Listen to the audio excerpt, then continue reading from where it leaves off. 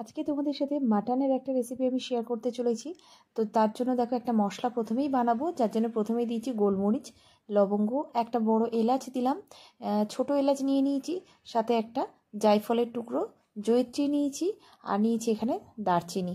তো সবগুলোকে বেশ কিছুক্ষণ একটু নাড়াচাড়া করে নেব, মানে একটু ড্রাই রোস্ট করে নিচ্ছি। তো বেশ কিছুক্ষণ নাড়াচাড়া করে গ্যাসটা বন্ধ করে দিয়েছি। তো এটাকে কিন্তু একটু ঠান্ডা করে নেওয়ার পর মিক্সির বাটির মধ্যে সব মশলাটা দিয়ে একটা পাউডার বানিয়ে নেব।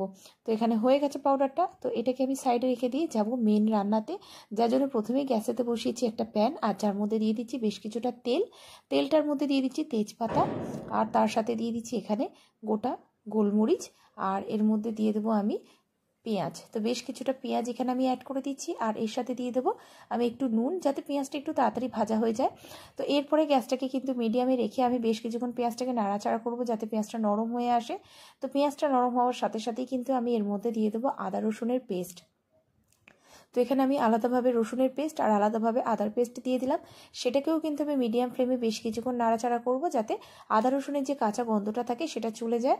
তো এরপরে এর মধ্যে আমি দিয়ে দিচ্ছি মাটন। তো এখানে আমি হাড় ছাড়া মাটন নিয়েছি। তো এটাকে বেশ কিছুক্ষণ কিন্তু আমি হাই ফ্লেমে এখন গ্যাসেতে নাড়াচাড়া করছি পেঁয়াজ আর আদা রসুনের সাথে।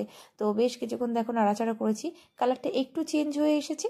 এরপরে আমি এর মধ্যে দিয়ে দিচ্ছি স্বাদ মতো নুন, আর দিয়ে দেবো এর মধ্যে একটু জিরে গুঁড়ো, আর সাথে দিয়ে দেবো একটু মৌরি গুঁড়ো, আর এখানে দিয়ে দিচ্ছি টক দই, যেটা কিনা আমি আগে থেকে ফেটিয়ে রেখেছিলাম। এই মুহূর্তে কিন্তু আমি গ্যাসটা একটু স্লো করে দিয়েছি, যেহেতু টক দইটা অ্যাড করলাম।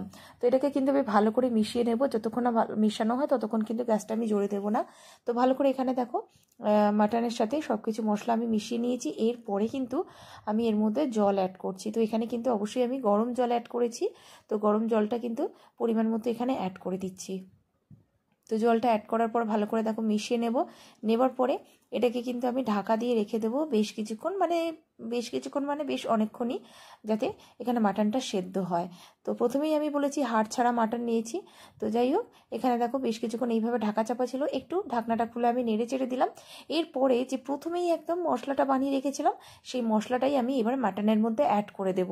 তো তারপরে দিয়ে দিচ্ছি বেশ কিছুটা ভাজা পেঁয়াজ। তো সেটা দেওয়ার পরে কিন্তু আমি এটাকে একটু মিশিয়ে নিচ্ছি। নেওয়ার পর ঢাকা চাপা দিয়ে আরও 2 থেকে 3 মিনিট আমি লোতে রেখে দেবো। তাহলেই কিন্তু তৈরি হয়ে যাবে মাটন কালি মির্চ। রুটি, লুচি, পরোটা কিংবা ফ্রাইড রাইসের সাথেও কিন্তু দারুণ লাগে। অবশ্যই একবার ট্রাই করতে পারো। আর রেসিপিটা কেমন লাগলো সেটা জানাতে ভুলো না। ভালো লাগলে কিন্তু পাশে থেকো। এরকম অনেক রেসিপি কিন্তু আমার চ্যানেলে আছে, চেক আউট করে নিও। আর যারা আমার ফেসবুক পেজ থেকে দেখছো, এরকম অনেক রেসিপি কিন্তু আমার পেজেতে পেয়ে যাবে।